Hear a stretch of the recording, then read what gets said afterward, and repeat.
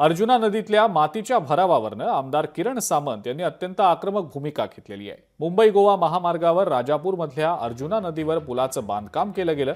यावेळी नदीपात्रात मोठ्या प्रमाणावर मातीचा भराव टाकला गेला, पण पुलाचं काम पूर्ण झाल्यानंतर देखील नदीपात्रात टाकलेला भराव काही काढला गेलेला नाही। पावसाळ्यापूर्वी हा भराव काढला गेला नाही, तर पावसाळ्यात जो काही पूर येईल त्याला पूर्णतः राष्ट्रीय महामार्ग विभाग जबाबदार राहील, असा इशारा आमदार किरण सामंत यांनी दिलेला आहे।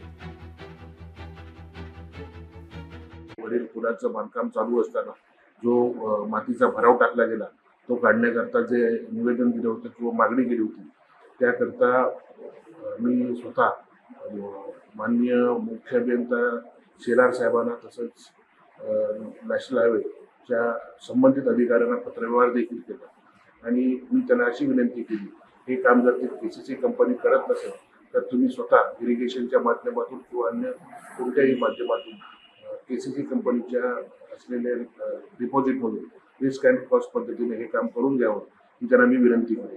आणि हे जर काम पूर्ण झालं नाही पावसाळ्यात तर जो काही या ठिकाणी पूर येणार आहे आणि ज्या अडचणी होणार त्याला पूर्णपणे राष्ट्रीय महामार्ग जबाबदार असेल।